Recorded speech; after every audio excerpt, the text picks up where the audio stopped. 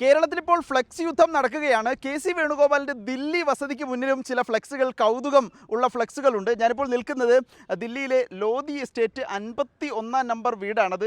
K C വേണുഗോപാലിൻ്റെ വസതിയാണ്. PAC ചെയർമാനാണ് പാർലമെൻറ്റിൽ കെ സി വേണുഗോപാൽ എന്നറിയാം. ഒപ്പം കോൺഗ്രസ് AICC സംഘടനാകാര്യ ജനറൽ സെക്രട്ടറി കൂടിയാണ്. അതുകൊണ്ട് തന്നെ അത്യാവശ്യം സൗകര്യമുള്ള വീട് തന്നെയാണ്, വസതി തന്നെയാണ് കെ സി വേണുഗോപാലിന് ദില്ലിയിലുള്ളത്. നമുക്ക് വലതുവശത്തേക്ക് വന്നാൽ വീട്ടിൽ നിന്ന് ഇറങ്ങുമ്പോൾ തന്നെ കാണുന്ന രൂപത്തിൽ കെ സി വേണുഗോപാലിനെ അഭിനന്ദിച്ചുകൊണ്ടുള്ളൊരു ഫ്ലെക്സ് ബോർഡാണ് കാണുന്നത്.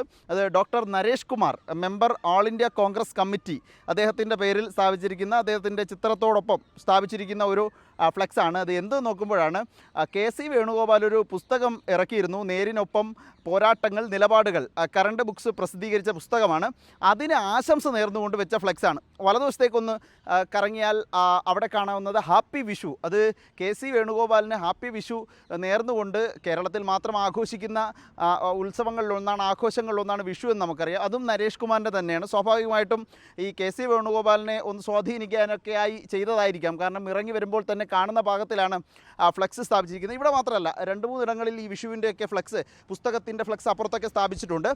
ഇവിടെ നമ്മൾ കാണുന്നത് ഈ മെയ് ദിനത്തിൻ്റെ പരിപാടി, അതിൽ കെ സി വേണുഗോപാലിൻ്റെ ചിത്രമാണ് ഏറ്റവും വലുതായി വെച്ചിരിക്കുന്നത്. ഒരു വശത്ത് മല്ലികാർജ്ജുൻ ഖർഗെയും രാഹുൽ ഗാന്ധിയും ഒക്കെ ഉണ്ട്. പക്ഷേ കെ സി വേണുഗോപാലിൻ്റെ ചിത്രം വെച്ച് വളരെ വിശദമായൊരു ഫ്ലെക്സ് ഇവിടെ നമുക്ക് കാണാൻ കഴിയും. അത് അസംഘടിത തൊഴിലാളികളുടെ കോൺഗ്രസ് എന്ന നിലയിലുള്ള ഒരു മെയ് ദിനത്തിൻ്റെ പരിപാടിയുമായി ബന്ധപ്പെട്ട ഫ്ലെക്സാണ്. ഏതായാലും കേരളത്തിൽ ഫ്ലെക്സ് യുദ്ധം കാണുമ്പോൾ കെ സി വേണുഗോപാലിനെ സ്വാധീനിക്കാനായി ചെറിയ നേതാക്കൾ, മറ്റ് ചില നേതാക്കളൊക്കെ ഇവിടെ ദില്ലിയിലെ വസതിക്ക് മുന്നിൽ വെച്ചിരിക്കുന്ന ഫ്ലെക്സ് ബോർഡുകൾ കണ്ടപ്പോൾ കൗതുകം തോന്നിയതാണ്. വീഡിയോ ജേർണലിസ്റ്റ് അതുലിനൊപ്പം റിപ്പോർട്ടർ ആദിൽ പാലോടിൻ, റിപ്പോർട്ടർ ദില്ലി.